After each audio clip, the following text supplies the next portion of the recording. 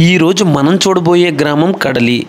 ఈ కడలి గ్రామంలోకి వెళ్ళే రహదారి ఈరోజు షష్ఠి కావడంతో ఆ సుబ్రహ్మణ్యేశ్వర స్వామిని దర్శించుకోవడానికి ఇసుక వేస్తే రాలనంత భక్తులు ఉండడంతో వేరే దారి గుండా గ్రామంలోకి వెళ్లాల్సి వచ్చింది. ఈ కడలి గ్రామం గురించి చెప్పాలి అంటే ఇక్కడ అతి పురాతనమైన దక్షిణ కాశీగా పిలువబడే కపోతేశ్వర స్వామి వారి ఆలయం ఉంది. అలాగే తూర్పుగోదావరి జిల్లాలోనే అత్యంత భక్తులు సందర్శించే సుబ్రహ్మణ్యేశ్వరుడు ఇదే ఆలయంలో ఉండడం ఇంకొక విశేషం. అలాగే 12వ శతాబ్దం నాటి చెన్నకేశ్వర స్వామి ఆలయం, మాఘ ఆదివారం ఇక్కడ గుండంలో మారేడు దళం వేస్తే నీటిలో ములగడం, ఇలాంటి విశేషాలు ఎన్నో ఈ గ్రామంలో ఉన్నాయి. వీటన్నిటినీ ఈ గ్రామం చూస్తూ అయితే తెలుసుకుందాం. ఇక ఈ గ్రామం ఎక్కడ ఉంది అంటే ఆంధ్రప్రదేశ్ రాష్ట్రం కోనసీమలోని రాజోలు మండలంలో ఉంది.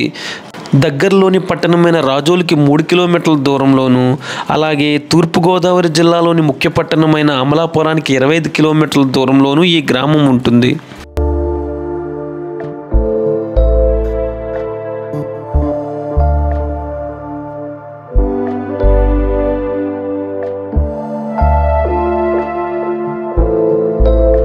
చూసాం కదా, ఈ గ్రామం ఎంటర్ కాగానే స్టార్టింగ్లో మనకు ఒక పెంకుటిల్లు కనిపిస్తుంది. ఈ పెంకుటిల్లు చూసిన తర్వాత గ్రామంలోకి అయితే వెళ్దాం. మిగతా గ్రామం ఏ విధంగా ఉందో చూసిన తర్వాత శివాలయం గురించి చెప్పుకున్నాం కదా, ఒకసారి శివాలయం చూద్దాం. ఆ తర్వాత ఈ గ్రామంలో సుబ్రహ్మణ్య షష్ఠి ఏ విధంగా జరుగుతుందో అది కూడా చెప్పుకున్నాం. ఇంకా చివరిగా సుబ్రహ్మణ్య స్వామి షష్ఠి ఏ విధంగా జరుగుతుందో అది కూడా చూద్దాం.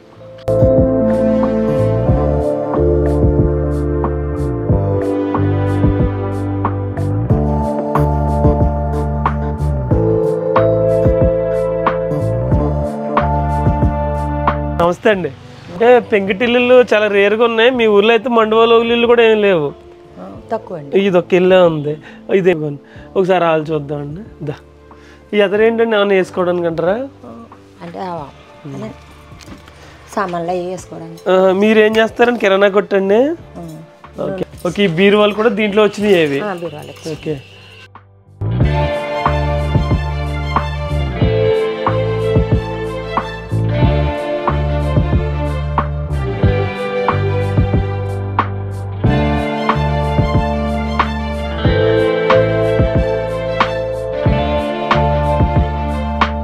ఇలా తయారు చేయాలంటే చాలా టైం పడుతుందండి.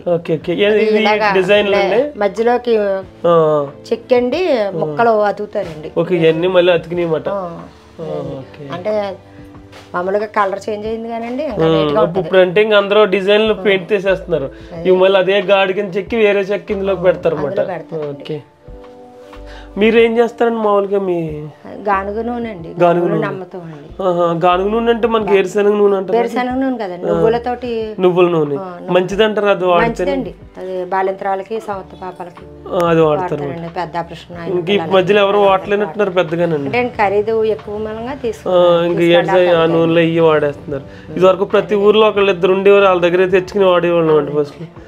ఆయిల్ వాడటం వల్ల నడువునప్పుడు, కేళ్ళనప్పుడు కూడా తగ్గుతాయండి. ఇది మీరు సొంతంగా తయారు చేస్తారు? సొంతంగా తయారు. నువ్వుల నుంచి తీసి నువ్వుల నూనె మాట అండి. ఇంకేమైనా నూనెలు తీస్తారంటారు? ఇది ఒకటే అండి. ఇంక ఊర్లో ఉండే ఒకటి చేస్తూ ఉంటారు అనమాట. ఓకే సరే. వచ్చి అందరూ పట్టుకెళ్తా ఉంటారు. మీ ఊర్లో ఈ ఊర్లో వాళ్ళందరూ పట్టుకెళ్తారు? ఊళ్ళో కదండి, చుట్టుపక్కల కూడా వస్తారండి. Okay okay. అంటే ప్రత్యేకమైన నూనె అండి, నువ్వుల నూనె అనేసరికి చాలా. ఇప్పుడు మీలాంటి వాళ్ళ దగ్గర పట్టుకెళ్తే ఒరిజినల్ అనేది తెలుస్తుంది. ఇప్పుడు మళ్ళీ వెళ్ళి టౌన్ లో కొనుక్కున్నా వేరేగా ఉంటదండి. మన సొంతంగా ఆడతామండి. ఓకే సరేనండి. దానివల్ల మీకు తేడా ఏముండదు. Okay okay. ఐరన్, కాల్షియం ఈ నువ్వుల నూనెలో ఉంటదండి. రక్తం ఎక్కువ వృద్ధి అవుతుంది అని చెప్పేసి ఈ నూనె ఎక్కువ వాడింతారండి పిల్లలకి.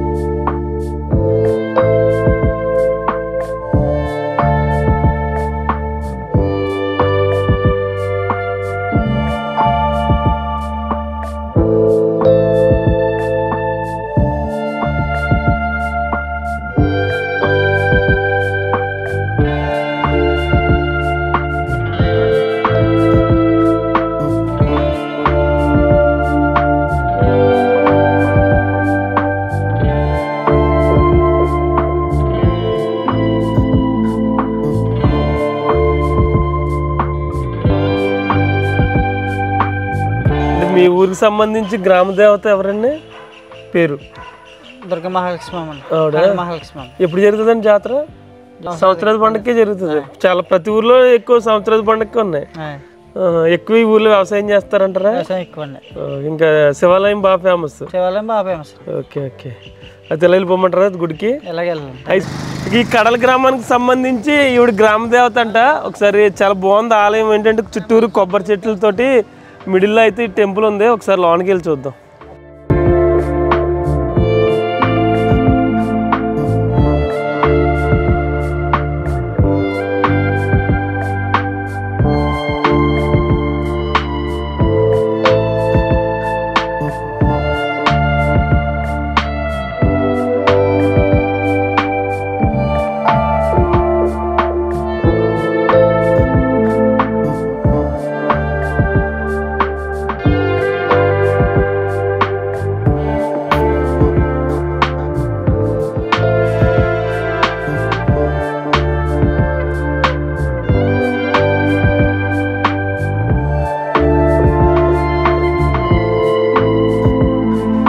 సార్ నమస్తే అండి. నమస్తే అండి. అంటే గ్రామ దేవత ఎలా సార్? ఏంటి మీ గ్రామానికి సంబంధించి?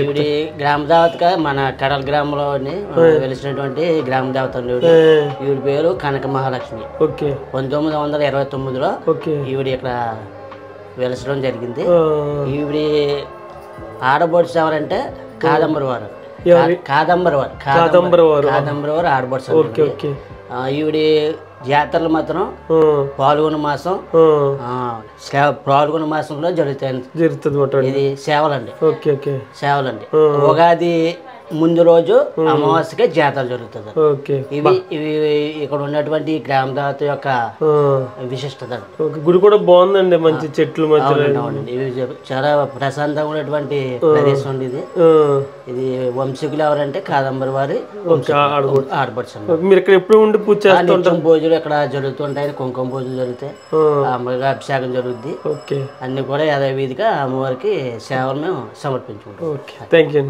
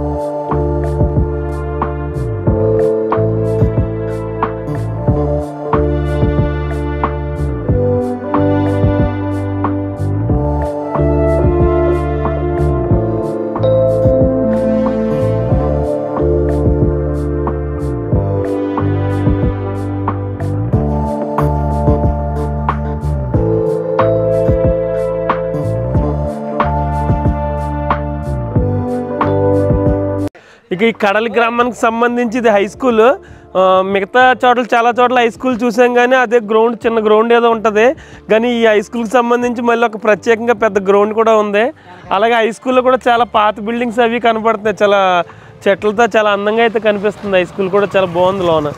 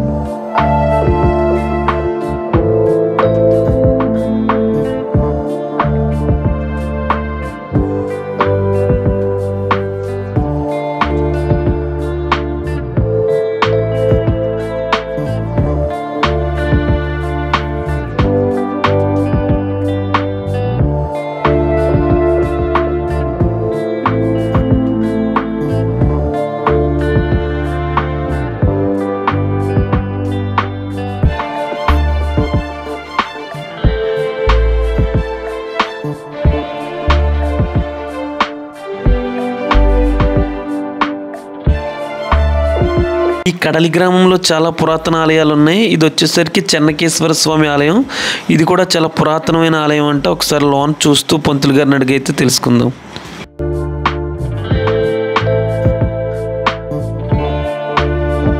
సార్ నమస్తే అండి. ఈ గ్రామంలో శివాలయం చాలా పురాతనమైన ఇది చెన్నకేశ్వర స్వామి ఆలయం కూడా. అంటే ఇది ఎప్పుడు వెళ్తుందంటే అంటే ఎలా తెలిసింది సార్ మీకు? మన శిలాశాసనం మీ పార్టీ ఎలా చెప్తుంది చెన్నకేశ్వర స్వామి ఆలయం కూడా చాలా పురాతనమైందని చూస్తుంటే తెలుస్తుందండి. కింద కూడా చాలా కిందకు ఉందండి. ఇదేంటంటే మండపం ఎలా ఉంటుంది? కళ్యాణ మండపం స్వామివారి.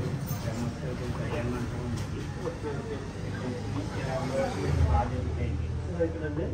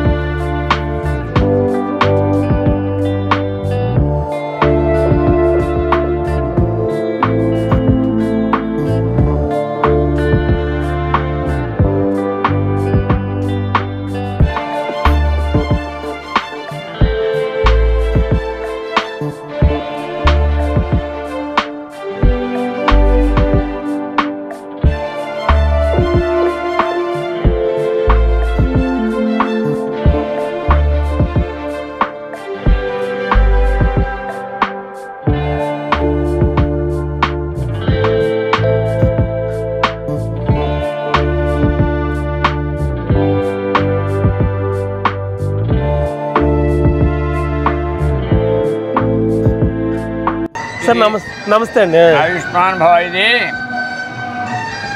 డాక్టర్ బిఆర్ అంబేద్కర్ కోనసీమ జిల్లా రాజోలు మండలంలో ఉన్న కడలి గ్రామంలో వెలిసి ఉన్న స్వయంభూ స్వామి కపోతేశ్వర స్వామి.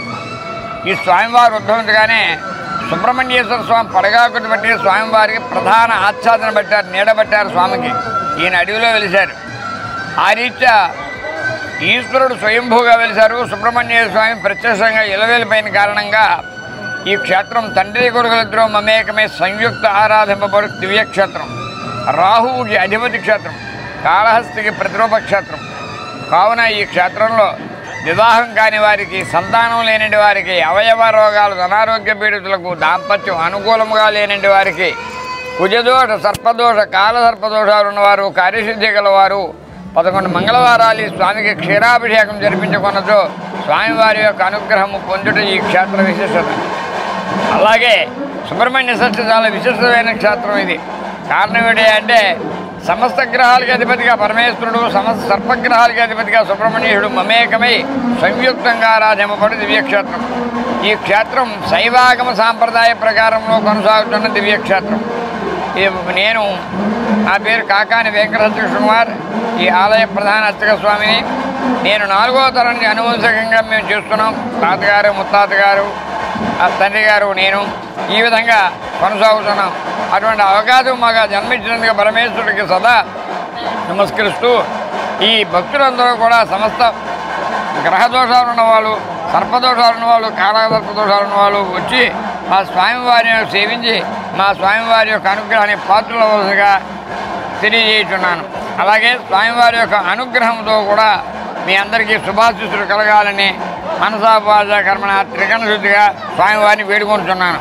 శనివారం మాకు ఆదివారం వేస్తే ములుగుతుంది, ఆ రోజు ఉత్తి రోజులు వేస్తే ములగదు అక్కడ. Okay sir, thank you. శివానుగ్రహ శుద్ధి.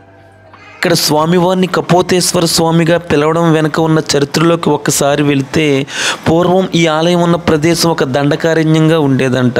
అలాంటి ఈ అడవిలో ఒక బోయవాడు వేటకు వెళ్ళగా ఆ రోజు విపరీతమైన వర్షం కారణంగా ఆహారం లభించకపోగా తడిసిన కారణంగా ఒక చెట్టు కింద కూర్చుని వణుకుతూ అయితే ఆ చెట్టు పైన ఉన్న పావురానికైతే కనిపించాడంట. అప్పుడు ఆ పావురం నా నివాసం దగ్గరకు వచ్చి ఇలా వణకడమా అనుకుని శ్మశానం దగ్గరికి వెళ్ళి అక్కడ మండుతున్న చితిని తెచ్చి ఇక్కడ అయితే మంట కింద వేసిందంట. ఆ మంటలోకి వెండిన పొలలు సరిపోకపోవడంతో తన గూడినే ఆ మంటలో వేసిందంట. అలా ఆ పావురం ఆ బోయవాడు యొక్క చలిని అయితే తీర్చగలిగింది కానీ వెంటనే ఆ బోయవాడు ఆకలి అనడంతో నేను నీకేమివ్వగలను అని అనుకుని తనే ఆ మంటలో పడి తనకు ఆహారంగా మారిందంట. అప్పుడే మేతకు వెళ్ళి తిరిగి వచ్చిన మగ పావురం తన భార్య చేసిన అతిథి సత్కారాన్ని గౌరవిస్తూ తనే భూమి మీద లేనప్పుడు నేనెందుకొని ఆ పావురం కూడా ఆ ఆహుతిలో దూకిందంట. ఈ 2 పావురాలు చేసిన ప్రాణత్యాగం చూసిన ఆ బోయవాడు కూడా ఆ మంటలో దూకి తన ప్రాణాన్ని కూడా విడిచాడంట. అతిథి పూజ కోసం తమ ప్రాణాలనే పణంగా పెట్టిన పావురాల జంట కోసం స్వయంగా ఆ శివుడే ఇక్కడ ప్రత్యక్షమయ్యి శివ సాయుధ్యాన్ని ప్రసాదించాడంట. అప్పుడు ఆ పావురాలు మాతో పాటు మరణించిన ఆ బోయవానికి కూడా శివ సాయుధ్యాన్ని ప్రసాదించమని కోరావంట. అంతేకాకుండా ఈ ప్రాంతంలో ఉండి ఎవరికి ఏ కష్టం వచ్చినా నువ్వే చూసుకోవాలి అని ఆ శివుణ్ణి అడగ్గా ఈ పావురాల మాట ప్రకారం పావురం అంటే కపోతం కనుక ఈ స్వామివారు కపోతేశ్వర స్వామిగా అంటే పావుర రూపంలోనే ఇక్కడ వెలిసారంట.